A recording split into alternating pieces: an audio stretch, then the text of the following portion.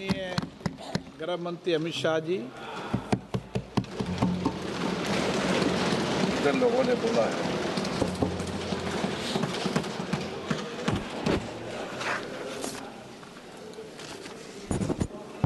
माननीय अध्यक्ष जी, सबसे पहले मैं रेड कॉरिडोर के नाम से जो पूरा क्षेत्र जाना जाता था, 12 राज्य, 70% भूभाग और 20 करोड़ की आबादी एक क्षेत्र में रहते सभी आदिवासी भाइयों बहनों की ओर से आपका धन्यवाद करना चाहता हूं कि आपने इस चर्चा का आज यहां पर हमें परमिशन दिया है। माननीय अध्यक्ष जी, वो सालों से चाहते थे कि इनका दर्द, इनकी वेदना, इनकी परेशानी, नक्सलियों द्वारा किया गया उनको अन्याय और उनके भविष्य को अंधेरे में घेरने वाली ये पूरी व्यवस्था एक बार देश की सबसे बड़ी पंचायत हमारी संसद में उजागर हो और पूरी दुनिया उसको जाने। मगर लंबे समय तक इसको मौका नहीं दिया गया और मुझे इस बात का भी बहुत खुशी है कि देश और हम सब के लिए बहुत महत्वपूर्ण एक घटनाक्रम जो 1970 से लेकर 2026 तक चला, उस घटनाक्रम के बारे में आज संसद में चर्चा हो रही है। मान्यवर, थियोरी का जो प्रचार कर रहे थे वो एक गलत प्रकार का नैरेटिव, एक गलत प्रकार का स्वप्न भोले भाले आदिवासियों के सामने रखा था कि हम आपके अधिकार के लिए लड़ रहे हैं, हम आपको न्याय दिलाने के लिए लड़ रहे हैं, हम आप विकास से महरूम रह गए हो इसलिए लड़ रहे हैं। मान्यवर, आज बस्तर से नक्सलवाद लगभग समाप्त हो चुका है। बस्तर के अंदर हर गांव में एक स्कूल बनाने की मुहिम चली। बस्तर के अंदर हर गांव में राशन की दुकान खोलने की मुहिम चली। हर तहसील पंचायत में पीएचसी, सीएचसी बने, इनके आधार कार्ड बने, राशन कार्ड बने, 5 किलो अनाज मिल रहा है, गैस के चूल्हे वितरित होते जा रहे हैं। मैं इतना ही पूछना चाहता हूं, नक्सलवाद की जो लोग यहां पर वकीलात कर रहे थे उनको, कि ये 70 से अब तक क्यों नहीं मिला। पूरे देश को तो 2014 में नरेंद्र मोदी जी की सरकार आने के बाद देश के हर गरीब को घर मिला, गैस मिला, शुद्ध पीने का पानी मिला, 5 लाख तक का बीमा मिला, प्रति व्यक्ति प्रति माह 5 किलो अनाज मुफ्त मिला। ये बस्तर वाले क्यों छूट गए थे? मैं इसलिए कहना चाहता हूं मान्यवर कि सत्य को झुठलाया जा रहा है। ये बस्तर वाले इसलिए छूट गए थे कि वहां लाल आतंक का परछाया था, इसलिए वहां विकास नहीं पहुंचा था। लाल आतंक का परछाया विकास नहीं है इसलिए नहीं गया था। लाल आतंक का परछाई वहां पड़ा था इसलिए विकास नहीं पहुंचा था। आज परछाई हट गई है और बस्तर विकसित हो रहा है। मान्यवर, बस्तर में विकास। ये जो वकील बन रहे हैं एक हथियारी मूवमेंट के, कहते हैं हम अन्याय के खिलाफ लड़ेंगे। संविधान को मानोगे या नहीं मानोगे? किसी को भी अन्याय होता है, इसका उपाय हमारे संविधान के अंदर निहित है। अदालतें बनी हैं, विधानसभाएं बनी हैं, जिला पंचायतें बनी हैं, तहसील पंचायतें बनी हैं। ये पूरी व्यवस्था को नकार कर हाथ में हथियार उठा लोगे? ऐसा कैसे चलेगा? और जस्टिफाई जो करे उनको मैं कहना चाहता हूं, वो समय चला गया। ये नरेंद्र मोदी की सरकार है, जो हथियार उठाएगा उसको हिसाब चुकाना है। इस तरह से नहीं चलेगा। सरकार संवेदनशील है, सभी समस्याओं को सुनना चाहती है, निराकरण भी चाहती है। यही संसद ने ढेर सारी योजनाएं बनाई है, मगर इसका इंप्लीमेंटेशन भी आप नहीं करने दोगे, क्योंकि आपकी आइडियोलॉजी और आपका अवैध शासन वहां पर चलता रहे। मैं आज पूछना चाहता हूं, अभी कांग्रेस के लोग बहुत जोर जोर से आदिवासी का विकास नहीं हुआ, विकास नहीं हुआ, विकास नहीं हुआ कहते थे, और राजकुमार रोज जैसे आदिवासी युवा सांसद भी वोट की लालच में कांग्रेस का समर्थन कर रहे थे, कांग्रेस की थ्योरी का समर्थन कर रहे। मैं उनको पूछना चाहता हूं, भाई 75 साल में 60 साल तो शासन आपने किया, आदिवासी अभी तक विकास के बगैर क्यों बच गया? विकास तो अब आकर नरेंद्र मोदी जी कर रहे हैं। 60 साल तक उसको घर नहीं दिया, उसको पानी नहीं दिया, इसके लिए स्कूल नहीं बनी, मोबाइल टावर नहीं पहुंचने दिए, बैंक की फैसिलिटी नहीं पहुंचने दी, और अब आप हिसाब मांग रहे हो। अरे भाई, जग थोड़ा तो अपने गिरेबान में झांक कर देखो कि दोषी कौन है। मान्यवर, मैं पूरा बताऊंगा।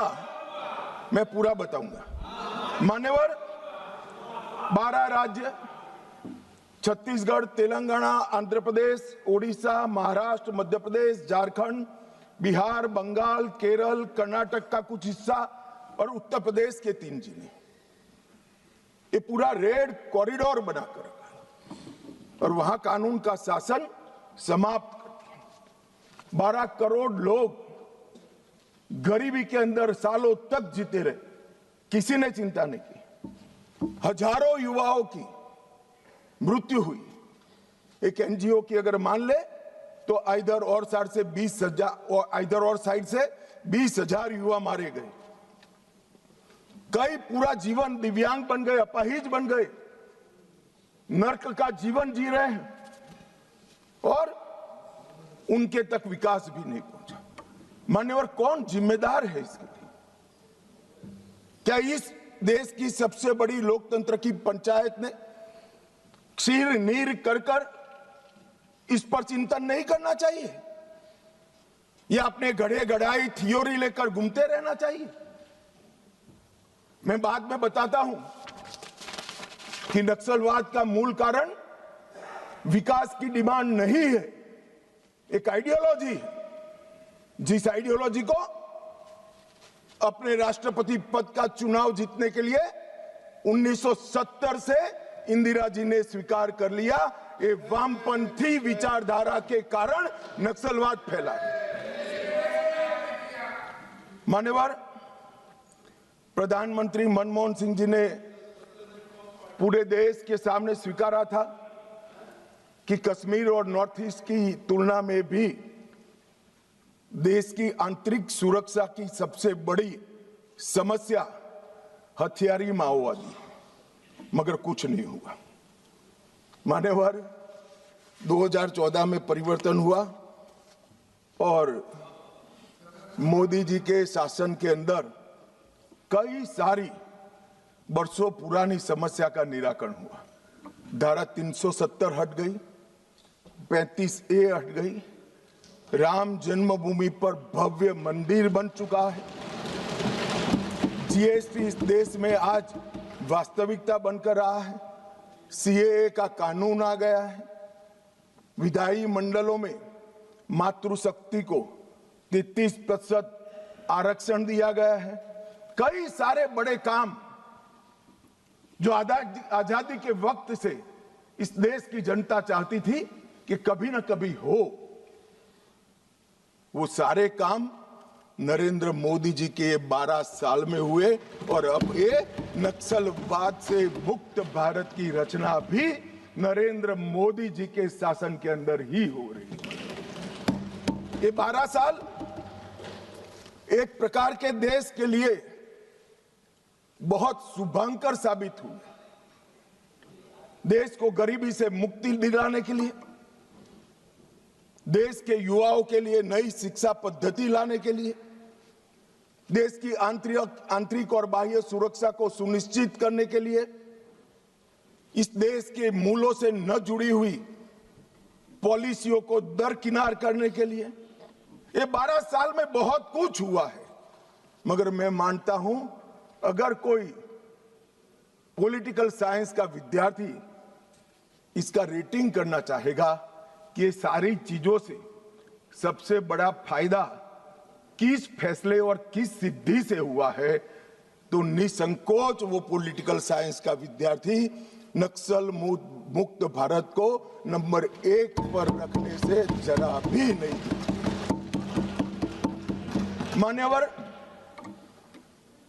ये जो बड़ी घटना देश में आकार लेने जा रही है, उसका पूरा श्रेय, उसका पूरा यश हमारे सीएपीएफ के जवान, विशेषकर कोबरा और सीआरपीएफ के जवान, राज्य सरकारों की पुलिस, विशेषकर छत्तीसगढ़ राज्य पुलिस और डीआरजी के हमारे जवान और वहां के स्थानीय आदिवासी बासिंदों को जाता है। अगर उनका सहयोग ना होता तो दुनिया में कई रिकॉर्ड है, बड़े बड़े तानाशाह जब जनता साथ नहीं देती है तो डूम हिलाकर भागे हैं। मगर यहां पर आज वामपंथी उग्रवाद समाप्त होने जा रहा है, इसमें जनता का भी बड़ा साथ है। और आज मैं फिर से एक बार इस में जो हजारों युवा मारे गए, जो सिक्योरिटी फोर्सेस के जवान शहीद हो गए, जिन्होंने अपना सर्वस्व इस देश की आंतरिक सुरक्षा के लिए बलिदान कर दिया, वो सभी को मन पूर्वक पूरे सदन की ओर से विनम्र श्रद्धांजलि देकर उसको एक्नॉलेज करना चाहता हूं।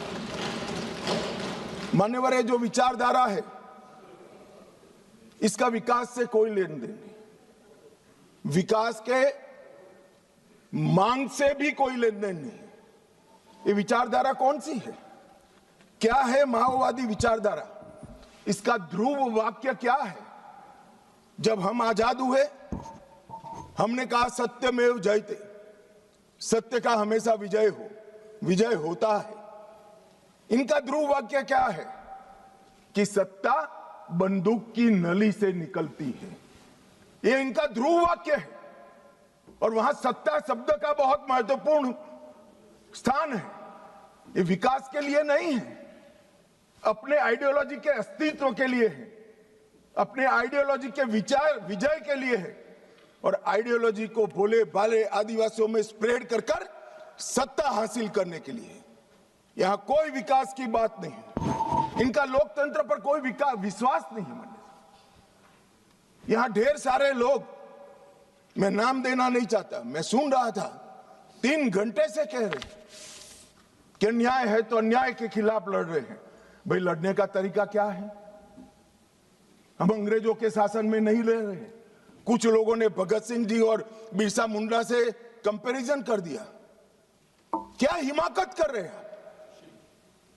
शहीद भगत सिंह और बिरसा मुंडा, भगवान बिरसा मुंडा जो अंग्रेजों के सामने लड़े,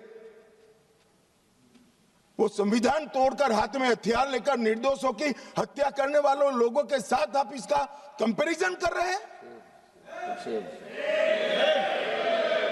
मान्यवर, राजनीतिक स्वार्थ से ऐसे विषयों में ऊपर उठ जाना चाहिए। यही विचारधारा कहती है दीर्घकालीन युद्ध ही हमारी विचारधारा को फैला सकता है।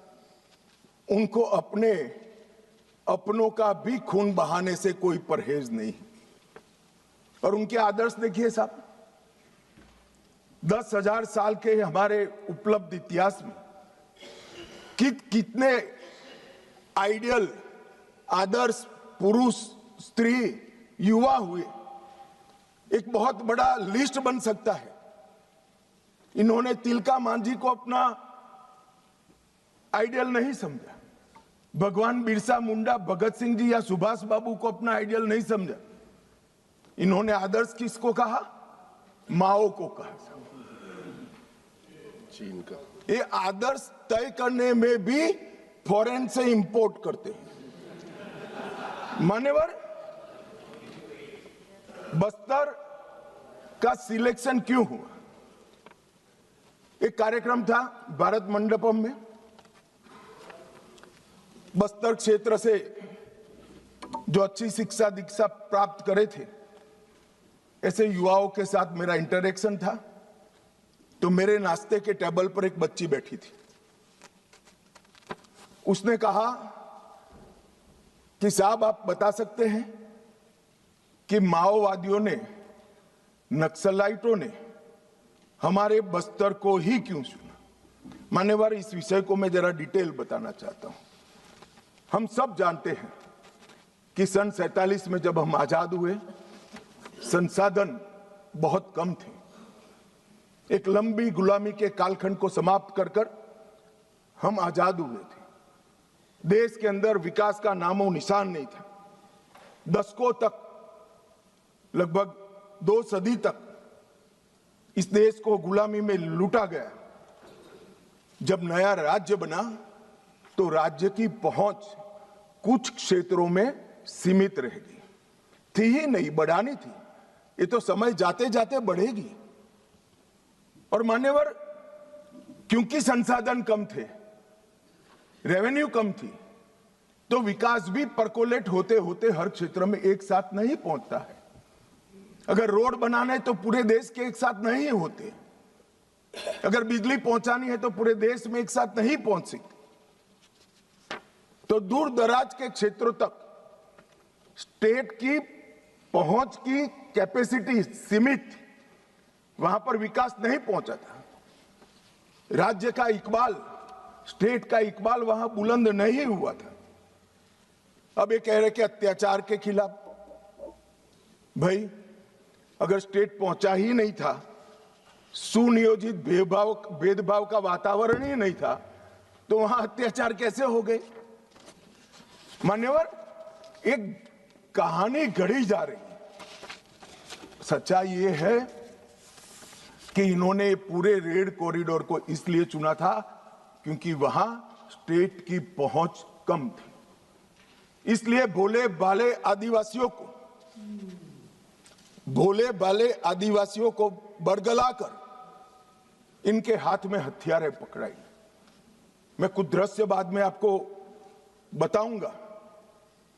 मुझे एक बात समझ में नहीं आई। 15 अगस्त 1947 के पहले इस देश का ट्राइबल बिरसा मुंडा, तिलका मांझी, रानी दुर्गावती, मुर्मू बंधुओं को हीरो मानकर चलता था। वो आदिवासी 47 से 70 आते आते माओ को अपना हीरो मानने लगा। ये परिवर्तन क्यों हुआ? मान्यवर, परिवर्तन विकास और अन्याय के कारण नहीं हुआ, क्योंकि कठिन भूगोल के कारण और स्टेट की अनुपस्थिति के कारण अपनी विचारधारा को फैलाने के लिए वामपंथियों ने क्षेत्र को चुना और भोले भाले आदिवासियों उन्होंने बरगलाना चालू किया, अपनी विचारधारा का अनुयायी बनाया। और थोड़ा आगे बढ़ने के बाद उनको लगा यहां तो अच्छा काम हो सकता है भाई, मगर ये पढ़ लिख जाएंगे तो हमारे साथ नहीं रहेंगे। स्कूलें जला दी, इनके बैंक अकाउंट खुल जाएंगे तो हमारे साथ नहीं रहेंगे। बैंकें जला दी, दवाखाने जला दिए और फिर कहे यहां विकास नहीं पहुंचा है। विकास को तो वामपंथी उग्रवादियों ने वो क्षेत्र में सालों तक नहीं पहुंचने दिया, जो अब नरेंद्र मोदी के शासन में वहां पहुंच रहा है, घर घर जा रहा है। गरीबी के कारण नक्सलवाद नहीं फैला, बल्कि नक्सलवाद के कारण इस पूरे क्षेत्र में सालों तक गरीबी रही। मान्यवर, मैं इसको और अच्छे तरीके से सदन के सामने रखना चाहता हूं। नक्सलवाद की जड़ें गरीबी और विकास से जुड़ी हुई नहीं है मान्यवर, वो वैचारिक है। मैं आज 60s के 4 क्षेत्र पढ़ना चाहता हूं। एक, नक्सलबाड़ी साक्षरता का दर 35% था। बस्तर साक्षरता का दर 23% था। सहरसा बिहार जो नक्सलवाद से कभी प्रभावित नहीं हुआ, साक्षरता का दर 33% था। और बलिया यूपी का नक्सलवाद से सटा हुआ, सोनभद्र से सटा हुआ जिला, वहां पर भी साक्षरता का दर 31% है। तो चारों स्थानों पर साक्षरता का दर कमोबेश समान था। प्रति व्यक्ति आय नक्सलबाड़ी में 500 रुपया थी, सबसे ज्यादा थी चारों क्षेत्र में। बस्तर में 190 रुपया थी, सहरसा में 299 रुपया थी और बलिया में 374 रुपया थी। तो प्रति व्यक्ति आय भी चारों क्षेत्र में एक समान थी, मगर नक्सलवाड़ी और बस्तर में वामपंथी उग्रवाद पनपा और सहरसा और बलिया में नहीं, क्योंकि सहरसा और बलिया की भूगोल उनके अनुकूल नहीं थी। वहां घने जंगल नहीं थे, नदी नाले, छुपने की पहाड़ियां नहीं थी। हथियार लेकर अपनी मूवमेंट करने का, आदिवासियों को दबाने का, उनको जबरदस्ती अपनी आइडियोलॉजी के साथ जोड़ने की वहां पर अनुकूलता नहीं थी। अगर विकासी पैमाना होता, अगर प्रति व्यक्ति आय ही पैमाना होता, तो देश के बहुत सारे हिस्से ऐसे थे जहां 70 में विकास नहीं पहुंचा था। वहां क्यों नक्सलवाद नहीं हुआ? और मान्यवर, आज तो मैं इस सदन में ये विचार को सिरे से खारिज कर रहा हूं। हम लोकतंत्र में हैं, हमने इस देश के संविधान को स्वीकार किया है। संविधान के माध्यम से ही आज इस महान सदन के हम सदस्य हैं। अन्याय किसी को भी हो सकता है, अन्याय किसी को भी हो सकता है, विकास कहीं पर भी कम ज्यादा हो सकता है। हम संवैधानिक रास्तों से हमारी लड़ाई लड़ेंगे या हाथ में हथियार लेकर निर्दोषों को मार डालेंगे? किस थियोरी का यहां से समर्थन हो रहा था, मैं नहीं समझ रहा। अगर आप धमकाना चाहते हैं कि ये होगा तो ये भी हथियार उठाएंगे, ये होगा तो ये भी हथियार उठाएंगे, ये डरने वाली सरकार नहीं है मान्यवर, सबके साथ न्याय करने वाली सरकार।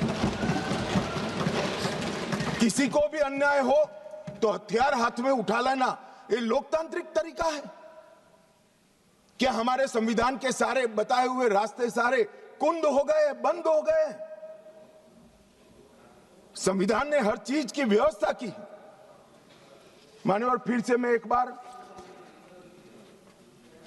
नक्सलवाद की, ये तो आप पर निर्भर करता है मान्यवर। मैं आज इस बहस को देख रहे भारत के युवाओं के लिए नक्सलवाद की टाइमलाइन भी बताना चाहता हूं। मान्यवर, 1970 के दशक में नक्सलवाद की शुरुआत नक्सलबाड़ी से हुई, बंगाल से हुई। 1971 के एक ही वर्ष में 3620 हिंसा की घटनाएं वहां पर हुई। 80 का दशक आते आते पीपल्स वॉर ग्रुप बन गया और फिर ये महाराष्ट्र, मध्य प्रदेश, ओडिशा, मध्य प्रदेश जब मैं बोलता हूं तो पुराना मध्य प्रदेश, छत्तीसगढ़ और मध्य प्रदेश, ये 3 राज्यों में फैले। 90 के दशक में दुनिया भर में जैसे वामपंथी विचारधारा सिकुड़ती गई, यहां पर भी उग्रवादी गुटों में और वामपंथी पार्टियों में विलय शुरू हुआ और 2004 में दो प्रमुख गुट मिल गए, सीपीआई माओवादी का गठन किया। इस 70 से 2004 ये पूरा कालखंड में 4 साल छोड़कर पूरा समय कांग्रेस पार्टी का शासन रहा है। ये उनको याद रखना चाहिए। कब माओवादी विचारधारा फैली, पनपी, एकत्रित हुई, वो आपको याद रखना चाहिए। और मान्यवर 70 को भी मैं याद करना। अभी एक माननीय सदस्य जी ने बताया कि 70 में क्या हुआ था। 70 में एक नारा लगा था, आत्मा की आवाज पर मतदान का, अंतरात्मा की आवाज पर। इंदिरा जी ने लगाया और संजीव रेड्डी के खिलाफ अपना एक प्रत्याशी उतारा। उस वक्त आधार तराश रहे माओवादी पार्टियों ने इंदिरा जी को समर्थन किया और अपने पार्टी में अपना वर्चस्व प्रस्थापित करने के लिए श्रीमती गांधी ने लपक लिया वो समर्थन को। और 70 से लेकर जब तक 77 तक 80 तक इंदिरा जी वापिस नहीं आई, वो माओवादी विचारधारा की गिरफ्त में रही। और मान्यवर यही समय है जब नक्सलबाड़ी से शुरू हुआ ये आंदोलन 12 राज्यों में फैल गया, देश के 17% भूभाग में फैल गए और 10% से ज्यादा आबादी में पहुंच गए। मान्यवर कई सिक्योरिटी एक्सपर्ट ऐसा कहते थे कि सत्ता के समर्थन के बगैर किसी भी हथियारी मूवमेंट का देश के दिल में बीचों बीच तिरुपति से लेकर पशुपतिनाथ तक ये रेड कॉरिडोर संभव ही नहीं। अभी पूछ रहे थे राजकुमार कि कहां से हथियार आए। मैं उनको बताना चाहता हूं, जो हथियार पकड़े गए हैं उसमें से 92% हथियार पुलिस के लूटे हुए हथियार है। थाने लूट लिए, गोलियां लूट ली और उसका उपयोग निर्दोष जवानों को, बच्चों को, कृषकों को मारने के लिए किया है।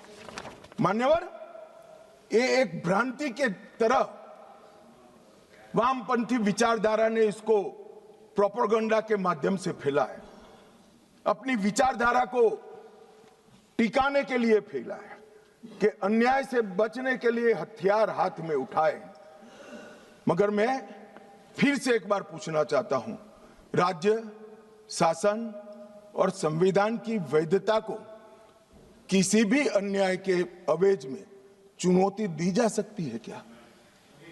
अन्याय के खिलाफ लड़ने का हमारे संविधान ने रास्ता बनाया है। इसीलिए राजकुमार रोत यहां बैठे हैं, चुनाव लड़े इसलिए यहां बैठे हैं, वरना वो भी सरेंडर की लिस्ट में होते अगर हथियार लिया होता तो।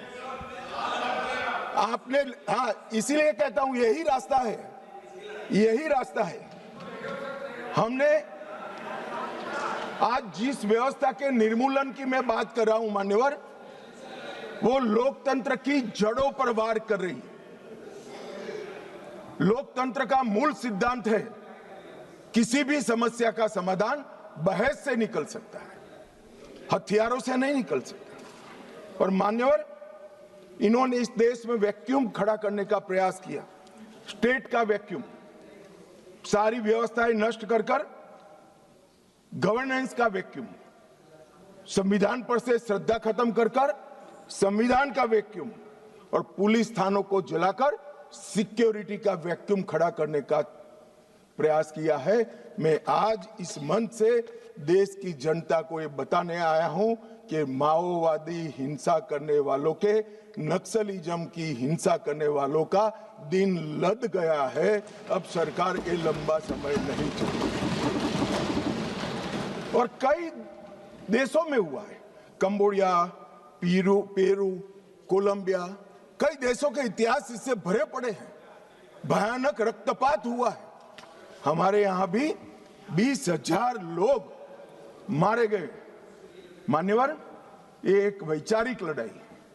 देश की जनता ने माओवादी उग्रवादियों को, वैचारिक लड़ाई है, माओवादी उग्रवादियों को अन्याय के खिलाफ हथियारों की लड़ाई मानने की गलती नहीं करनी चाहिए, क्योंकि वामपंथी विचारधारा अपना आधार खो बैठी।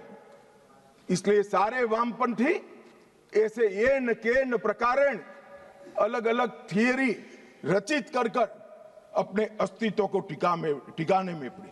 इनका एकमात्र एजेंडा है देश में वैक्यूम खड़ा करना, देश के असंतोष को, स्वाभाविक असंतोष को हथियारों के माध्यम से दिशा देना।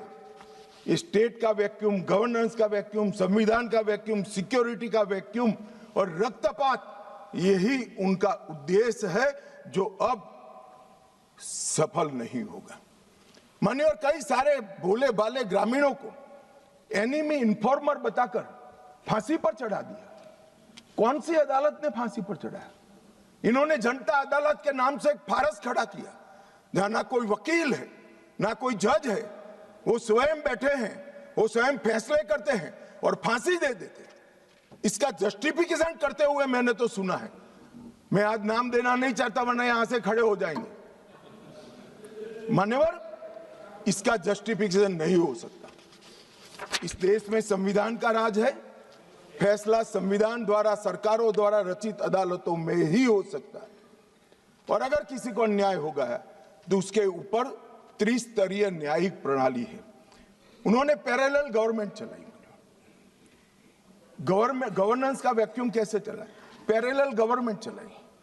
छत्तीसगढ़ के बस्तर में उनका होम मिनिस्टर होता था, उनका न्याय मंत्री होता था, उनका लूटे हुए अनाज को बांटने वाला खाद्य और आपूर्ति मंत्री होता था। एक जनता ने सरकार के नाम से एक भ्रांति खड़ी करी और मान्यवर, विकास की योजनाओं को इन्होंने रोकने का काम किया।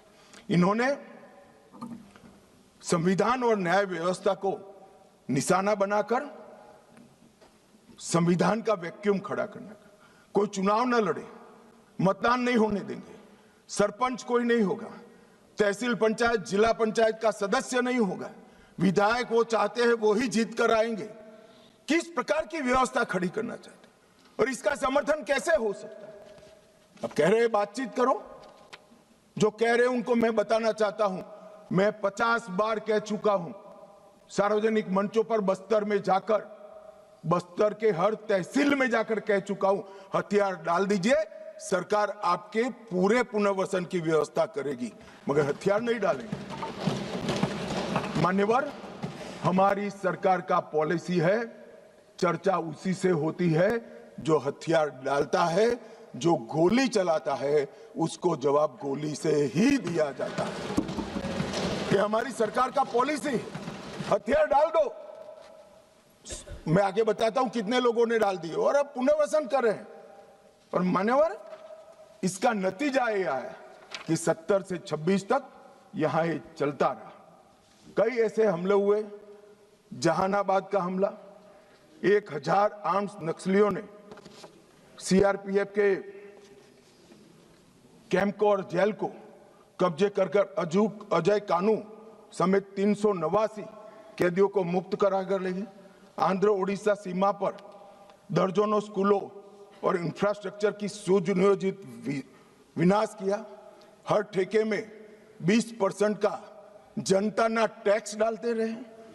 मान्यवर, 70 ट्रकों में झारखंड में एक साथ आग लगा दी, 11 बोगियों में मालगाड़ी में एक साथ आग लगा दी और वार्षिक वसूली उनकी जनता ना टैक्स की, इनके ही सेक्रेटरी का जो कंप्यूटर मिला है इसके हवाले से कह रहा हूं, 240 करोड़ रुपया थी। मान्यवर, 240 करोड़ रुपया। और इसको कैसे जस्टिफाई कर सकते, किस तरह से जस्टिफाई करते? मान्यवर, मैं आज ये नक्सलवाद मूल कहां से आया, परंतु हमारे देश के लिए वो किसी भी प्रकार से ऐसी स्थिति ही नहीं थी कि जहां इस प्रकार के साम्यवादी विचारधारा, लेफ्टिस्ट विचारधारा का पनपना हो पाए। मान्यवर, मैं 1905 से 1924 रूस में साम्यवादियों ने क्रांति करी। 1914 के युद्ध में रूस की आर्थिक हालत बहुत बिगड़ गई और वहां पर भूख, महंगाई, अव्यवस्था और 1905 में खूनी रविवार की घटना ने जनता का विश्वास शासन के प्रति तोड़ दिया और उसने 17 की क्रांति की नींव तैयार की और मान्यवर मजबूर होकर निकोलस द्वितीय ने गादी छोड़ दी। वहां पर एक वैक्यूम खड़ा हुआ और वैक्यूम को भरने के लिए वहां पर लेनिन की अध्यक्षता में साम्यवादी सरकार आई। इसी तरह से चीन में एक अव्यवस्था खड़ी हुई। करोड़ों किसानों गरीबी और भूखमरी से जीवन जी रहे थे और 1921 में कम्युनिस्ट चीनी पार्टी की स्थापना हुई। माओ उनके नेता बने। कम्युनिस्टों और कुओमिंटांग के बीच में जो वहां के सो कॉल्ड राष्ट्रवादी थे, राजा के वफादार थे, इनके बीच में युद्ध हुआ और 34-35 में एक लॉन्ग मार्च हुई और मान्यवर एक पीपल्स रिपब्लिक ऑफ चाइना की स्थापना 1939 में हुई। अब ये 1939 और 1925 वो दो महत्वपूर्ण घटनाएं हैं। इसका हमारे देश में क्या असर हुआ है समझिए साहब। जैसे ही रसिया में साम्यवादियों की सरकार का गठन हुआ, यहां पर 1925 में सीपीआई की स्थापना हुई, कम्युनिस्ट पार्टी ऑफ इंडिया।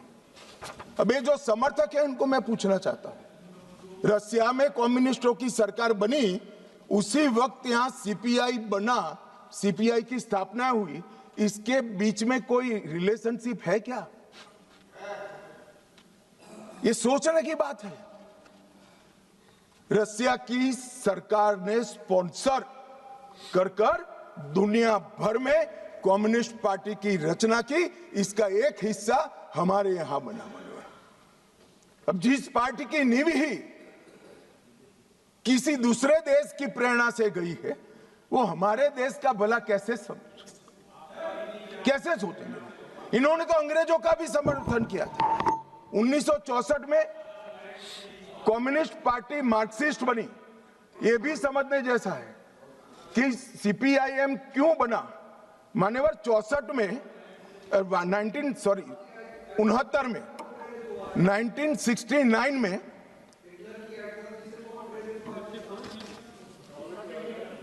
हो गया। बोलूं यार, मुझे उकसाओ मत, आज मैं तय कर आया हूं, पूरी बात बताऊंगा।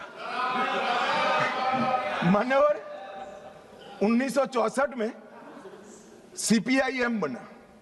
यह भी समझना पड़ेगा कि सीपीआई थी, फिर सीपीआईएम क्यों बनी। मान्यवर 1964 में सोवियत रशिया और चीन के बीच में झगड़ा हुआ, तो दोनों साम्यवादी राष्ट्र के अंदर अलग अलग विचारधारा की साम्यवादी सरकारें आई। जैसे अलग अलग विचारधारा की आई, तो यहां पर चीन की भी एक समर्थित पार्टी सीपीआई मार्क्सिस्ट खोल दी, जो अभी बोल रहे थे, अपने अमराराम जी बोल रहे थे। मान्यवर ये दोनों पार्टियां कम्युनिस्टों की, एक रसिया में जब क्रांति हुई तब हुई, और एक रसिया के चीन के बीच मतभेद हुआ तब हुई। इसके बाद 69 में संसदीय राजनीति का विरोध करने के लिए, मेरी बात ध्यान से सभी लोग सुने, आपके माध्यम से मैं देश को भी कहना चाहता हूं, 1969 में सीपीआई एमएल मार्क्सिस्ट की स्थापना हुई। इसका उद्देश्य कोई विकास का वैक्यूम बनना नहीं था, कोई अधिकारों की रक्षा नहीं था। उसके संविधान में उद्देश्य था संसदीय राजनीति का विरोध कर सशस्त्र क्रांति करना, जो रसिया और चीन में कर चुके थे। मगर यहां राजाशाही नहीं बची थी, अंग्रेज यहां था नहीं, यहां संविधान से चलने वाली एक लोकतांत्रिक सरकार बन गई थी। फिर क्यों संसद का विरोध? चुनाव लड़ते, जीत कर आते, अपनी बातों को लोगों को मनवाते, मगर वैसे तो कोई बात सुनेगा नहीं। इसलिए सशस्त्र क्रांति, क्रांति कई प्रकार की होती है, वैचारिक क्रांति होती है, कुछ लोगों ने गीतों लिखकर क्रांति की है, महात्मा जैसे लोगों ने अहिंसक क्रांति करी थी। इन्होंने सशस्त्र क्रांति और दूसरा संसदीय राजनीति का विरोध करना, ये दो उद्देश्यों के साथ सीपीआई मार्क्सिस्ट बना और मान्यवर यही आज के माओविस्ट है। ये मूल समझे बगैर अन्याय अन्याय अन्याय अन्याय रटे जा रहे। भाई अन्याय के लिए नहीं बनी है, हमारी संसदीय राजनीति का विरोध करने के लिए, संसद का जिसका आप सदस्य हो इसका विरोध करने के लिए बने। उसके बाद में 75 में जैसे ही कांग्रेस का समर्थन मिला, एमसीसी माओइस्ट बनी और बिहार झारखंड केंद्रित पार्टी बनी। फिर पीडब्ल्यूजी 80 में बना, वो आंध्र केंद्रित बना। 82 में दलित किसान केंद्रित सशस्त्र संघर्ष CPI ML party unity Bihar में बनी। दलित किसान केंद्रित संघर्ष इनका उद्देश्य था। 98 में पीपल्स वॉर ग्रुप बना और उसमें माओवादियों का एकत्रीकरण हुआ। इतना सब करने के बाद भी वो सफल नहीं हुए और 2000 में PLJA बना, GA बना, जो सैन्य विंग बनी, गुरुल्ला फोर्स बनाई मान्यवर। और 2004 में ये PWG MCC दोनों का विलय हो गया। तो थियोरी वाले और हथियार उठाने वाले दोनों 2004 में विलीनीकरण हुआ। 14 में मोदी जी आए और 26 में सबकी समाप्ति हो गई। ये टोटल 1925 से लेकर 2026 तक 101 साल का उनका इतिहास है मानिए। इसीलिए मैं कहता हूं मेरे साथी सदस्यों को जो सामने बैठे हैं, आप इसको अन्याय का स्वरूप, अन्याय के खिलाफ संघर्ष का स्वरूप मानकर महिमा मंडित मत करो। हम जिस सदन में बैठे हैं इसका विरोध करने के लिए वो जन्मे हैं। वोट की जगह बुलेट से शासन प्राप्त करना चाहते हैं। और मान्यवर, अगर यही बात है कि चर्चा करिए चर्चा करिए चर्चा करिए, चर्चा से कोई परहेज नहीं, हर कोई चर्चा का स्वागत करता है, पर फिर तो पुलिस क्यों रखी है? पुलिस की जरूरत ही नहीं है। सेना क्यों रखी है? पैरामिलिट्री फोर्स क्यों रखे हैं? कुछ लोग ऐसे होते हैं जो चर्चा से मानते ही नहीं है, वहां बल प्रयोग कर कर उनके अत्याचार से निर्दोष नागरिकों को बचाना पड़ता है।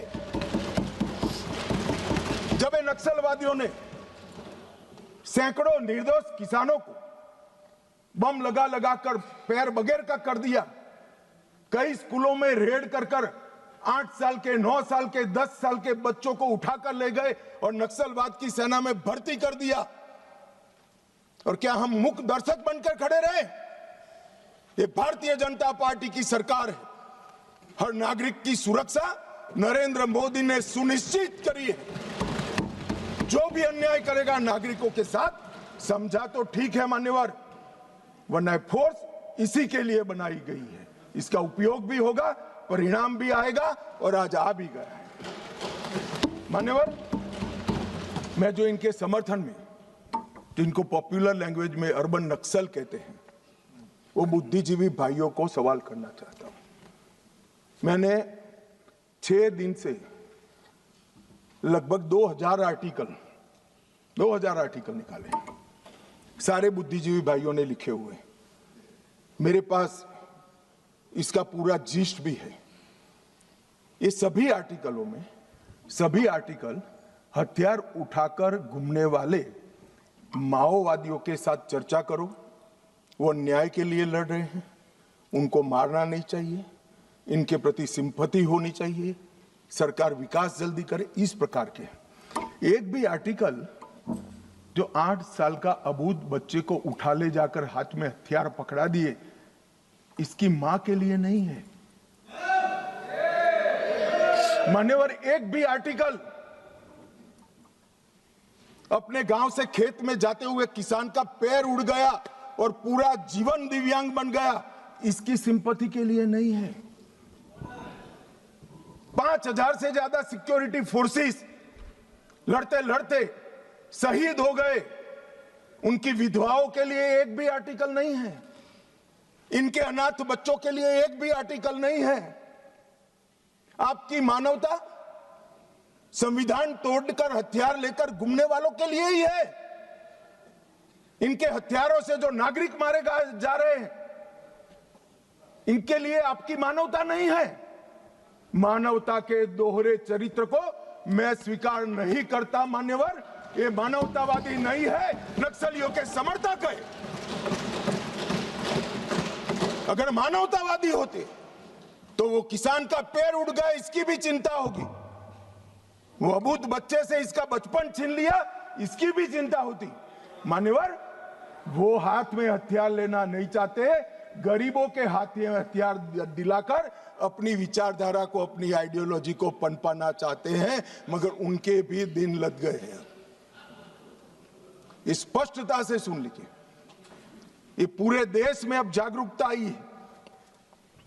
और क्या हुआ है, पूरा देश आज सुन रहा है, पूरा देश आज समझ रहा है। मान्यवर, मैं आज एक और बात बता दूं। किसी सदस्य ने जिक्र किया सलवा जुड़म का, और कांग्रेस के नेता और सारे लोग, मैं नाम देना नहीं चाहता वरना फिर से खड़े हो जाएंगे। मान्यवर, सलवा जुड़म का जजमेंट जो है इसका पक्ष लेते हैं। मान्यवर, सलवा जुड़म की शुरुआत 2005 में राज्य समर्थित, मतलब सरकार समर्थित जन आंदोलन के रूप में हुई। आदिवासी युवाओं को एसपीओ बना गया, जिसको कोया कमांडो कहते थे, और उनको ये जो आतंक फैलाते थे इनके सामने लड़ने के लिए ट्रेनिंग दी गई। मान्यवर, एम्बुश की रणनीति जो अपना रहे थे, इसके खिलाफ उसी प्रकार की रणनीति अपनाने का निर्णय हुआ। अब मैं ये पूछना चाहता हूं कि सलवा जुड़म की शुरुआत किसने की? मान्यवर, किसी बीजेपी के कार्यकर्ता ने नहीं की थी।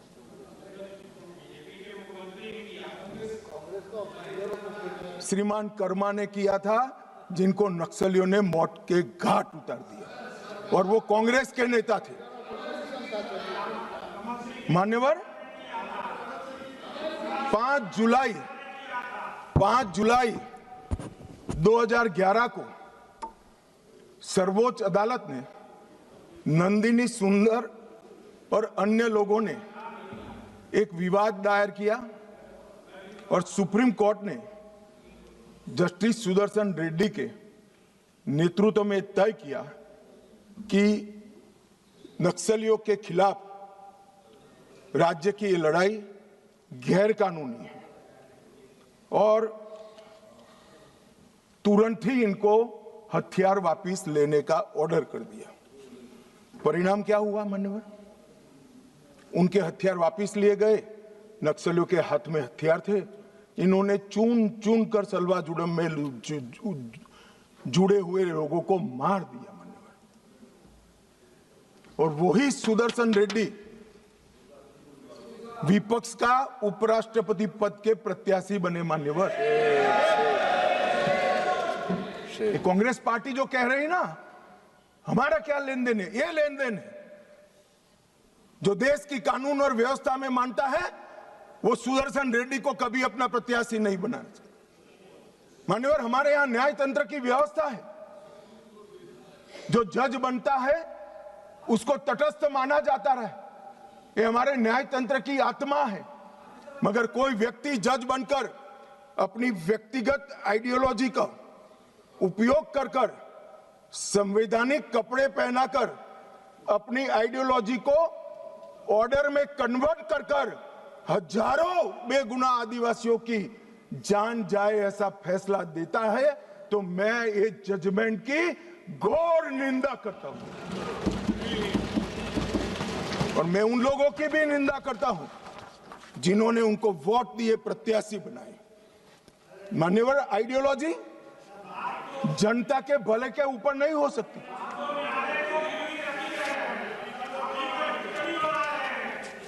मान्यवर, आइडियोलॉजी कभी अबूझ आदिवासियों की सुरक्षा के ऊपर नहीं हो सकती। आइडियोलॉजी जनता के भले से ऊपर नहीं हो सकती। मान्यवर, ये कह रहे हैं विकास नहीं है, विकास नहीं है।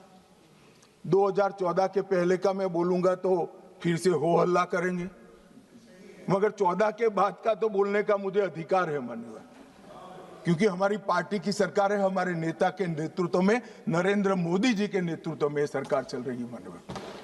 2014 के बाद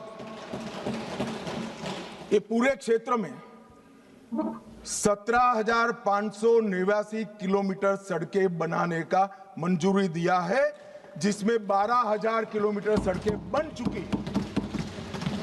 ये विकास की बात करें, वो इसलिए हो रहा है कि धीरे धीरे धीरे नक्सलवाद समाप्त हो रहा है, वरना वहां सड़कें नहीं होती थी।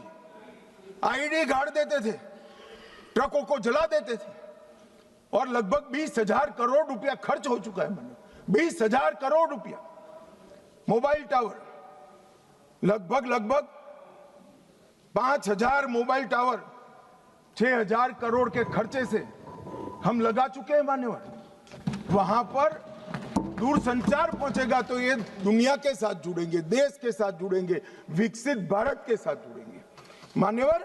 2 अन्य योजनाओं में और 8,000 4G टावर बनाने का हुक्म नरेंद्र मोदी जी ने किया है। बाद में दिल्ली जितनी ही कनेक्टिविटी छत्तीसगढ़, महाराष्ट्र और तेलंगाना के आदिवासी क्षेत्र में होगी मान्यवर। 1804 बैंक शाखाएं 12 साल में खुली है, 1321 एटीएम खुले हैं, 37,850 बैंकिंग कॉरेस्पोंडेंस बनाए गए और 6,025 डाकघर खुले। ये सिर्फ 12 साल में हुआ है, आगे कुछ नहीं हुआ। चर्चाएं करी, विकास माओवादियों ने होने नहीं दिया। हमने माओवादियों के साथ चर्चा नहीं करी, उनको समाप्त किया और विकास को आगे बढ़ाया। 259 एकलव्य आदर्श विद्यालय हमने बनाए मान्यवर। इसके साथ साथ 46 ITI, 49 SDC skill development centre बनाए, 16 कौशल विकास केंद्र बनाए और लगभग इस सब में 800 करोड़ रुपया का और खर्चा ये 12 साल में हमने किया है।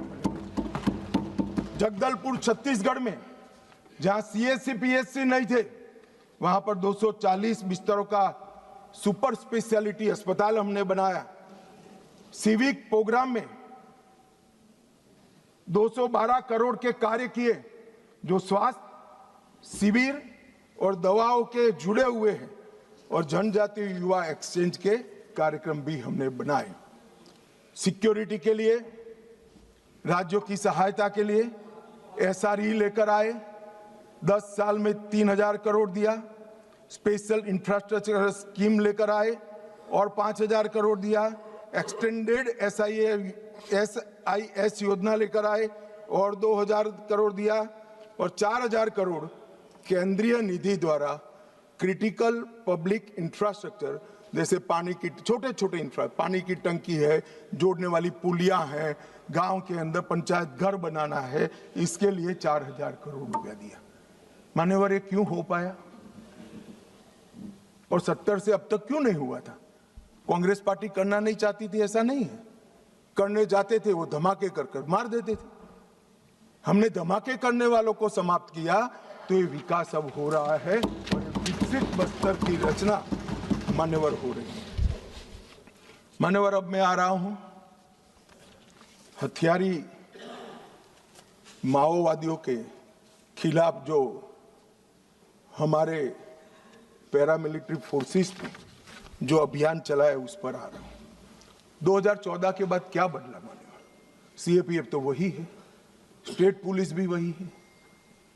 2014 के बाद क्लियर पॉलिसी और स्ट्रांग पॉलिटिकल विल इस काम में जुड़ी। नरेंद्र मोदी जी ने यह स्पष्ट कर दिया, इस देश के किसी भी कोने में चाहे कश्मीर हो, चाहे उत्तर पूर्व हो, चाहे वामपंथी उग्रवादी विस्तार हो, गैर कानूनी प्रवृत्ति नहीं चलेगी। इस पर कठोर हाथों से काम सेंटर और स्टेट के बीच में अलाइनमेंट हुआ। स्टेट की कैपेसिटी में गवर्नमेंट, गवर्नेंस और पुलिसिंग तीनों में हमने सुधार किया। सीएपीएफ और स्टेट पुलिस का समन्वय बढ़ाया।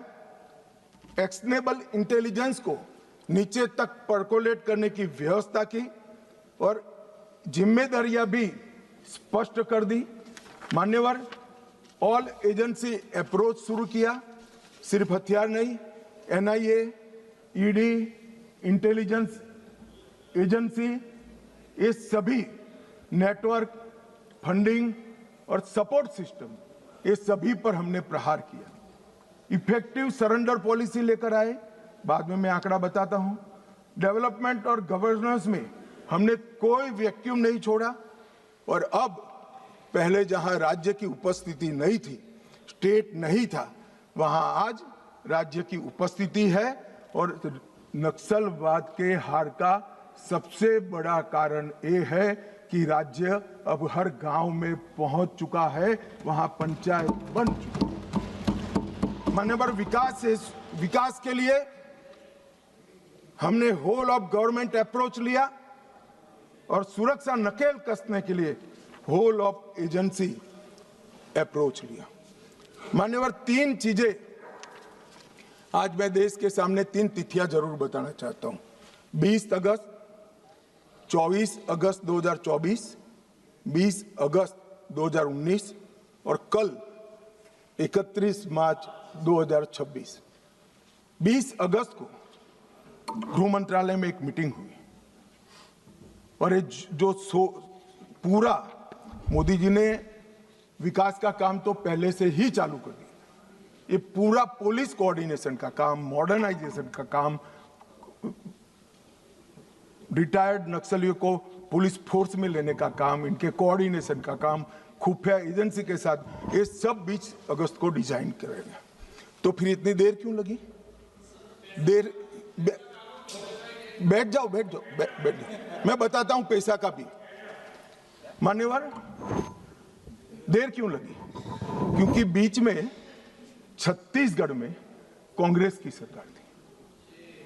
मैं आज रिकॉर्ड पर यह कहना चाहता हूं, बिहार 24 के पहले नक्सल मुक्त हो चुका था। महाराष्ट्र एक तहसील छोड़कर 24 के पहले नक्सल मुक्त हो। ओडिशा 24 के पहले नक्सल मुक्त हो चुका था। झारखंड एक जिला छोड़कर 24 के पहले नक्सल मुक्त हो चुका था। सिर्फ छत्तीसगढ़ नहीं हुआ था क्योंकि वहां कांग्रेस की सरकार थी। मुझे कहने में कोई संकोच नहीं है, क्योंकि सत्य बोलते हुए कहीं पर कोई भी स्थान का विचार नहीं करना चाहिए। सत्य बोलने के लिए ही होता है। छत्तीसगढ़ कांग्रेस की सरकार ने नक्सलवादियों को बचा कर रखा था। और मान्यवर, यहां दूसरी तारीख आती है 24 अगस्त 2024। 2024 की शुरुआत में हाँ एलिगेशन ही है, एलिगेशन है, हाँ एलिगेशन, समर्थन करना है। एक मान्यवर, मैं किसी व्यक्ति के सामने नहीं कर रहा हूं, मुझे रूल्स न समझाएं। और व्यक्ति के सामने करना है तो भूपेश बागल को पूछो, प्रूफ रजू करूं क्या यहां पर? हाँ बोले तो बोलो, वरना फंस जाओगे। मान्यवर, जनवरी 2024 में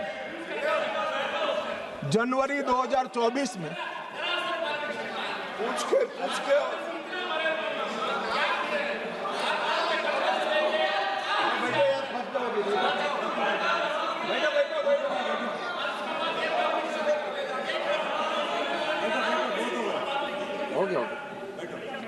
मान्यवर, 2024 में छत्तीसगढ़ में सरकार बदली।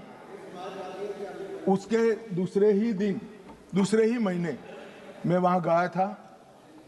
भाजपा की सरकार ने पूरा समर्थन का भरोसा दिया, साझा रणनीति बनी और 24 अगस्त 2024 को मैंने घोषित किया था कि 21 मार्च 2026 को ये नक्सलवाद पूरे देश से हम समाप्त करें। और उसके बाद जो हुआ वो मैं बताना चाहता हूं। मान्यवर, सुरक्षा घेरे में हमने बढ़ोतरी करी। मोदी जी के 11 साल में 596 फोर्टिफाइड पुलिस स्टेशन बने। नक्सल प्रभावित जिले जो 14 में 126 थे, आज सिर्फ 2 बचे। मोस्ट इफेक्टेड जिले 2014 में 35 थे, आज 0 है। नक्सल घटनाएं दर्ज करने वाले पुलिस स्टेशन जो 350 थे, आज 7 है। कैंप पिछले 6 साल में 406 नए सीएपीएफ के कैंप बनाए, 68 नाइट लैंडिंग हेलीपैड बनाए, 400 बुलेट प्रूफ ब्लास्ट प्रूफ गाड़ियां हमारे जवानों को दी गई, 5 अस्पताल हमारे जवानों के लिए बनाए गए और कम्युनिकेशन की सारी व्यवस्था चुस्त दुरुस्त कर दी गई। मान्यवर, परिणाम क्या हुआ? यहां बहुत सारे सांसदों ने कहा कि मारना नहीं चाहिए, वार्ता करनी चाहिए। मैं आंकड़े उनके लिए पढ़ रहा हूं। 24, 25 और 26 इसका संयुक्त आंकड़ा मान्यवर में पढ़ता हूं। मारे गए नक्सली 3 साल के अंदर 26 के अब तक मार्च तक 706 नक्सली मुठभेड़ में मारे गए। गिरफ्तार कितने हुए मान्यवर? 2218 गिरफ्तार हुए। उनको पकड़कर हमने जेलों में डाला है, अदालतों की शरण में ले गए और आत्मसमर्पण कितना किया? 4839 लोगों ने आत्मसमर्पण किया। और आप हमें संवाद की बात कर रहे हो? 4839 सरेंडर हुए हैं, 2218 जेल में गए हैं और सिर्फ 706 जो सरेंडर होने नहीं देते थे, इनको बैन में रखा था, उनको पुलिस ने मुठभेड़ में मार गिराया। और मैं कहता हूं शासन का यही अप्रोच होना चाहिए। जो वार्ता करना चाहता है उसके साथ वार्ता करनी चाहिए, और जो हमारे जवानों पर, किसानों पर, आदिवासियों पर, बच्चों पर गोली चलाता है उसका जवाब गोली से देना चाहिए। यही शासन का रूल होता है, यही शासन का नियम होता है। मान्यवर, हमने संवाद, सुरक्षा और समन्वय तीनों का उपयोग किया है।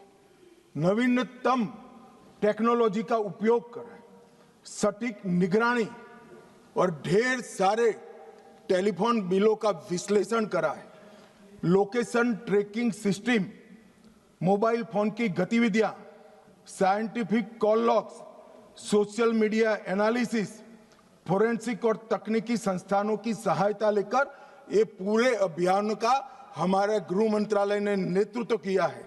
ड्रोन सर्वेलेंस, सैटेलाइट का उपयोग, इमेजिंग टेक्नोलॉजी और आर्टिफिशियल इंटेलिजेंस आधारित डेटा एनालिसिस से ये सफलता मान्यवर प्राप्त हुई है।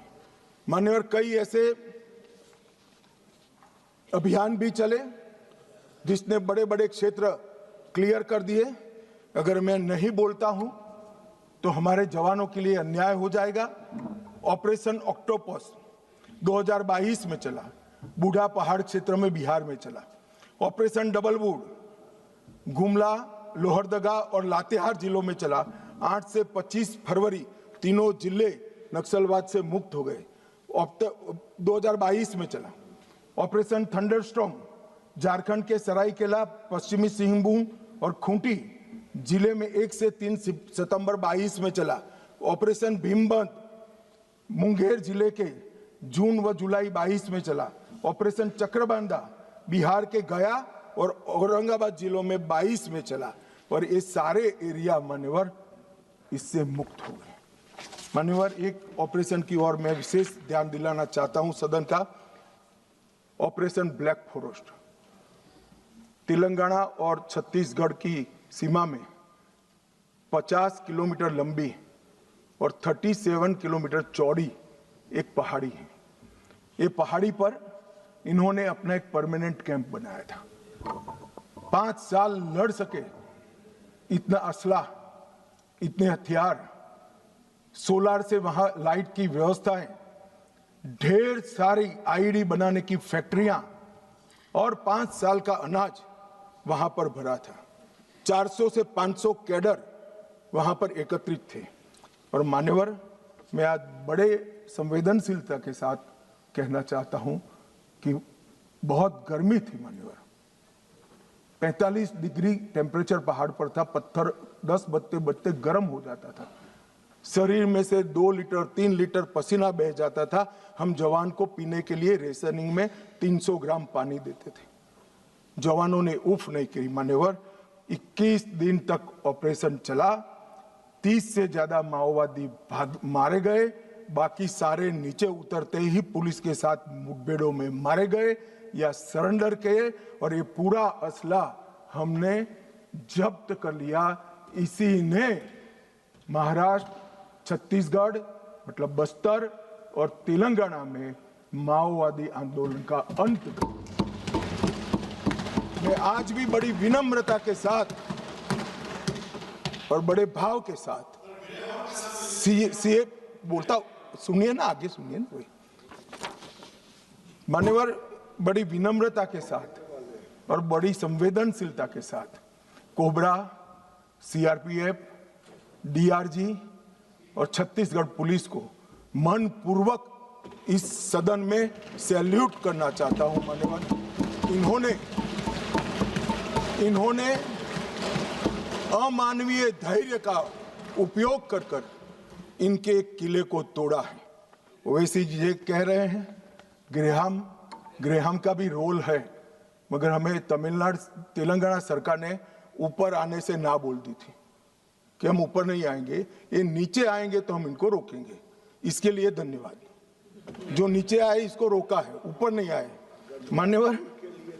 और ये आज जो 2024 की इनकी मुख्य कैडर है मान्यवर, इसकी स्थिति आज मैं बताना चाहता हूं। सेंट्रल कमेटी मेंबर और पोलिट ब्यूरो मेंबर 2024 की शुरुआत में कुल 21 थे। मेरी बात ध्यान से सुनिएगा, ये इनकी पार्टी का केंद्रीय नेतृत्व है। 21 थे, एक पकड़ा गया है, 7 सरेंडर हुए हैं, 12 मारे गए हैं और एक फरार है, उसके साथ भी वार्ता चल रही है। मुझे लगता है वो भी जल्दी सरेंडर कर देंगे। तो 21 के 21 सेंट्रल कमिटी मेंबर और पोलिट ब्यूरो मेंबर समाप्त हो चुके हैं और केंद्रीय व्यवस्था उनकी टूट चुकी। दंडकार्य में 27 स्टेट कमिटी थी, 27 की स्टेट कमिटी थी। 3 अरेस्ट हुए, 20 सरेंडर हुए, 11 मारे गए और 2 से बातचीत चालू हुई है। वो भी 37 के 37 लोग दंडकारण्य जो उनकी मुख्य स्टेट कमिटी थी वो समाप्त हो चुकी। Madhya Pradesh, Maharashtra, Chhattisgarh MMC state committee 3 surrender कर गए, 3 की ही बची थी। ओडिशा 4 बचे थे, 1 सरेंडर करा, 3 मारे गए। ओएससी ओडिशा 5 सरेंडर करे, 5 मारे गए, 10 ही थे। डिस्टर्ब रीजन ब्यूरो अरेस्ट 1 हुआ, 3 मारे गए, 1 फरार है, खाली माने 1 ही फरार है, तो 6 के 6 हो गए। और तेलंगाना में 6 सरेंडर हो गए, 3 मारे गए, 1 भी नहीं बचा है। तो उनकी पोलिट ब्यूरो मेंबर और सीएमसी ये पूरा समाप्त हो चुका है। और हमने लक्ष्य किया था कि 31 मार्च को नक्सल मुक्त करेंगे। मैं पूरी व्यवस्था होने के बाद देश को भी सूचित करूंगा, मगर मैं ऐसा बोल सकता हूं, धड़ल्ले से बोल सकता हूं कि हम नक्सल मुक्त हो गए हैं, ऐसा कहने में कोई तकलीफ नहीं। मान्यवर बसवराजू इनके महासचिव न्यूट्रलाइज हुए।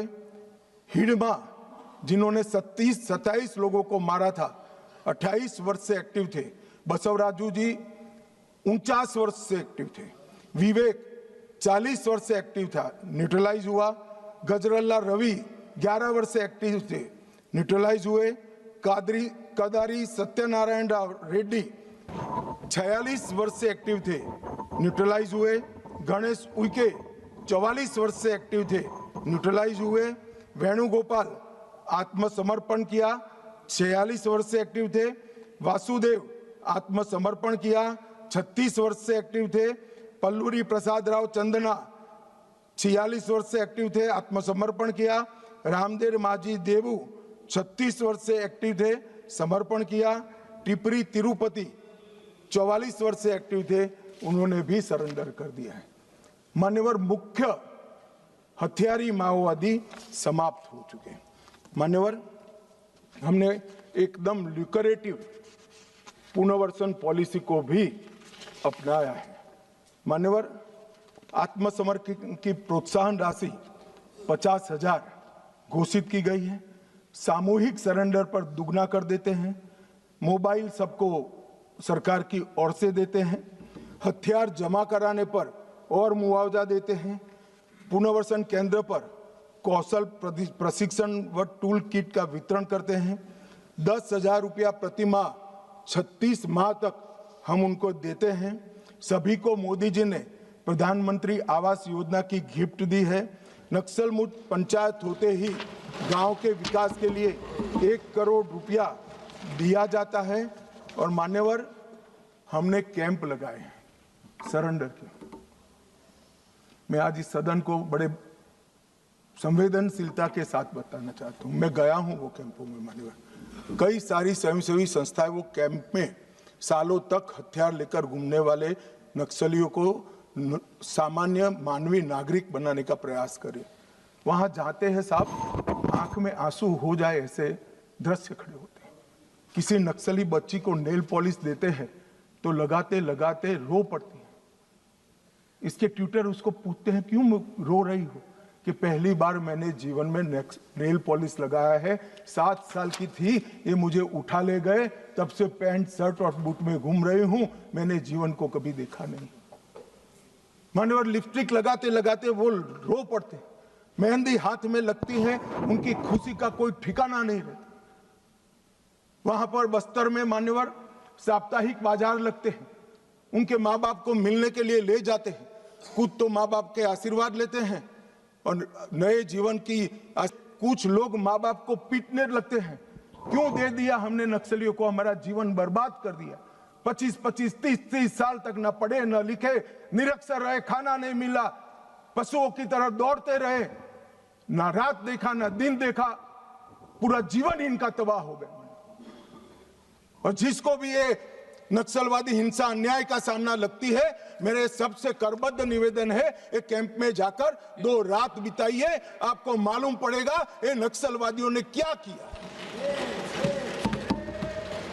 और यहां बैठकर फैशनेबल तरीके से इनका पक्ष लेना, कि इनकी सुनो, इनसे चर्चा करो, बहुत सरल है किसी के पास जवाब? ये 15,000 बच्चों का जीवन बर्बाद कर दिए, कौन जिम्मेदार है किसी के पास जवाब? क्या सारे बुद्धिजीवी अर्बन नक्सल जाकर देखिए कैंप में आपने क्या किया है। आप तो इसी चैम्बर में बैठकर कोर्ट के प्रोटेक्शन के अंदर आर्टिकल लिखते रहते हैं, वहां जीवन के जीवन उजड़ गए हैं और किसी को परवाह नहीं है। अपने आप को ह्यूमन राइट का चैंपियन मानते हैं।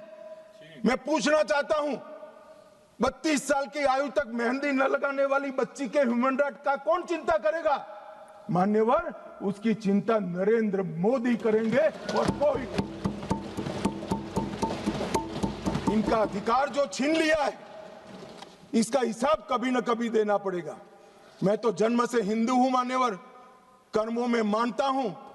जिन्होंने भी शब्द से भी प्रचिन्न समर्थन नक्सलाइटियों का किया है, वो सब इस पाप के इतने ही भागीदार है जितना बंदूक लेकर घूमे।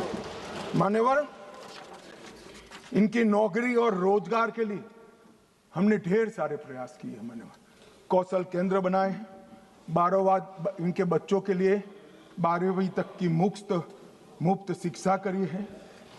महिलाओं को 2 लाख का और पुरुषों को 5 लाख का ऋण की व्यवस्था है। वहां बस्तर ओलंपिक और बस्तर पंडुम, इसके माध्यम से संस्कृति और खेल का हम बढ़ावा कर रहे हैं।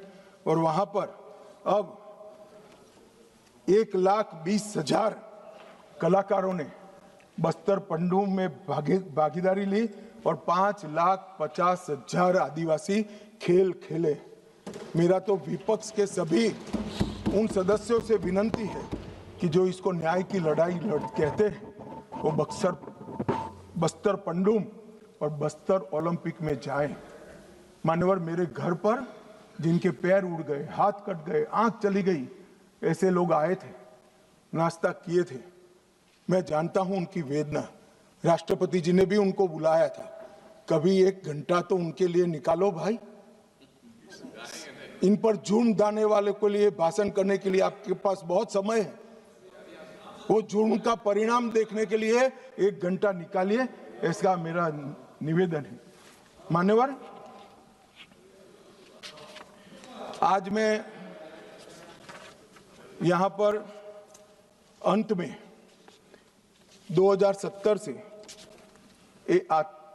नक्सली आतंक क्यों चला इसके तय में भी जाना चाहता हूं। मान्यवर, जब मनमोहन सिंह की सरकार बनी तब एक NSC बनी थी, नेशनल एडवाइजरी काउंसिल। PM की काउंसिल ऑफ मिनिस्टर तो हमने सुनी थी, पार्लियामेंट में बहस के दरमियान सदस्य एडवाइस दे वो भी सुना था। एक नई national advisory council, extra constitutional forum खड़ा किया गया जो देश के कानून बनाता था। इस फोरम में कौन था मान्यवर? सोनिया जी इसकी अध्यक्ष थी, हर्ष मंदर इसके सदस्य थे। उनके NGO अमन वेदिका में शीर्ष नक्सली नेता की पत्नी को जिम्मेदारी दी गई थी और रिकॉर्ड है कि वह उन नक्सलियों में शामिल थी जिन्होंने अपहरण के केस अर्बन एरिया में किए थे। और मान्यवर, NSC देश का नीति निर्धारण करती थी। रामदयाल मुंडा वो कहते थे नक्सल ऑपरेशन जरूरत से ज्यादा कठोर है। ये प्रच्छिन्न समर्थन ने ही नक्सलियों की हिम्मत बढ़ाई।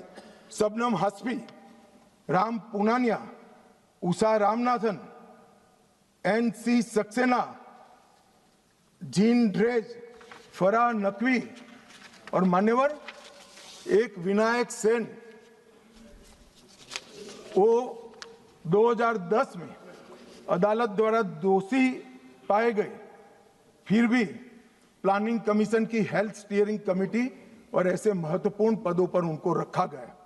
और जयराम रमेश ने एक महेश राउत को, जो नक्सली था, उसकी रिहाई के लिए तत्कालीन कांग्रेस के मुख्यमंत्री को पत्र लिखा था। और मान्यवर, ये नंदिनी सुंदर, रामचंद्र गुहा, EAS शर्मा, ये सारे लोग सलवा जुडम के केस के साथ भी जुड़े थे।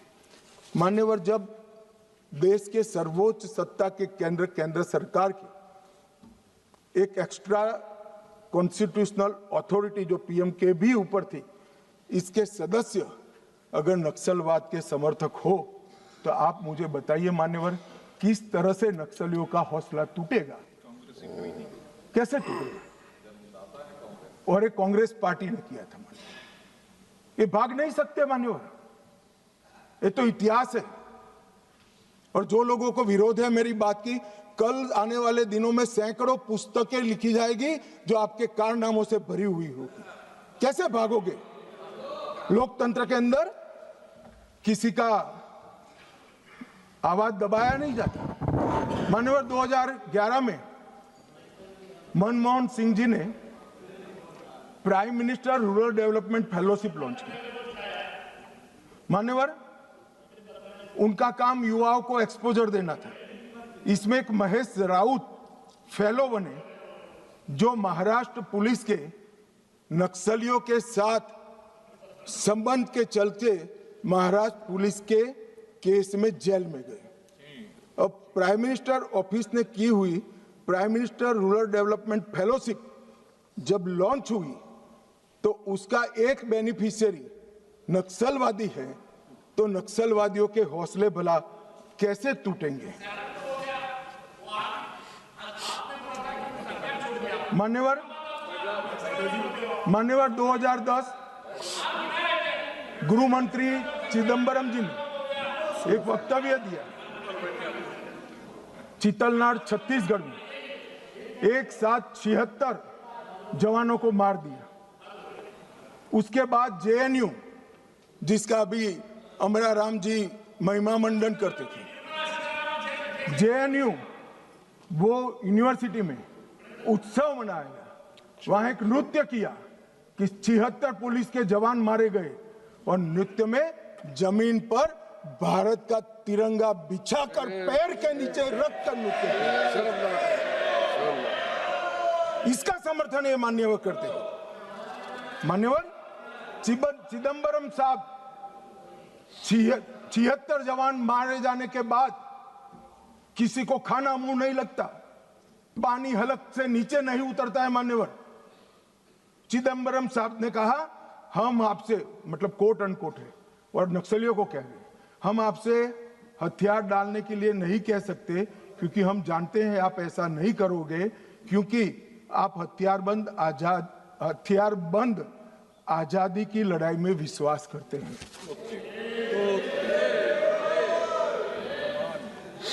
मान्यवर किस प्रकार से देश चला है,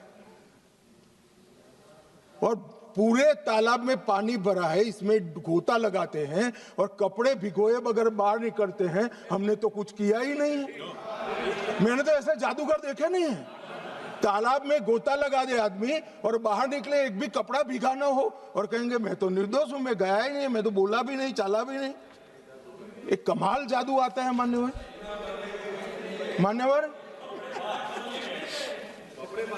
मैं अब उनके नेता की बात करना चाहता हूं, राहुल गांधी जी की। राहुल गांधी जी अपने लंबे राजनीतिक करियर में कई बार नक्सलों और उनके हमदर्दों के साथ देखे गए। भारत जोड़ो यात्रा में कई नक्सल फ्रंटल संगठन हिस्सा लिए, इसका रिकॉर्ड है। 2010 में उड़ीसा में लाडो सिकोका के साथ मंच साझा किया। सिकोका ने उसी मंच से भड़काऊ भाषण दिया और राहुल गांधी को माला भी पहनाई। 2018 में हैदराबाद में गुम्माडी विट्ठल राव उर्फ गद्दार से मुलाकात की, जो विचारधारा के करीब रहे। मई 25 कोऑर्डिनेशन कमेटी ऑफ पीस, मान्यवर 2025 कोऑर्डिनेशन कमेटी ऑफ पीस, इसके साथ मुलाकात की। मान्यवर आज हिडमा जब मारा गया, मान्यवर 172 जवानों को मारने वाला हिडमा जब मारा गया, इंडिया गेट पर नारे लगे, कितने हिडमा मारोगे, हर घर से निकल लेंगे हिडमा। ये वीडियो को राहुल गांधी ने स्वयं ट्वीट किया है। कैसे बच सकते हैं? इन्होंने 70 से लेकर मार्च 26 तक नक्सलवाद का समर्थन किया है, ये नरसंहार का समर्थन किया है, और 20,000 लोग जो मारे गए, इसका दोषी अगर कोई एक है तो कांग्रेस की वामपंथी विचारधारा वाली पार्टी। नक्सलों के साथ रहते रहते ये पार्टी और उनके नेता खुद नक्सलवादी बन गए हैं। और इसका जवाब इस देश की जनता को चुनाव में देना पड़ेगा। ये बात यहां से रुकेगी नहीं, जनता की अदालत में जाएगी मान्यवर, और इसका जवाब उनको देना पड़ेगा। मान्यवर फिर से एक बार ये लड़ाई में जो जवान जिस फोर्स के शहीद हुए हैं, अपाहिज हुए हैं, और जो नागरिक मारे गए, वो सबको पूरे सदन की ओर से मनपूर्वक श्रद्धांजलि देकर मेरी बात को पूरा करता हूं।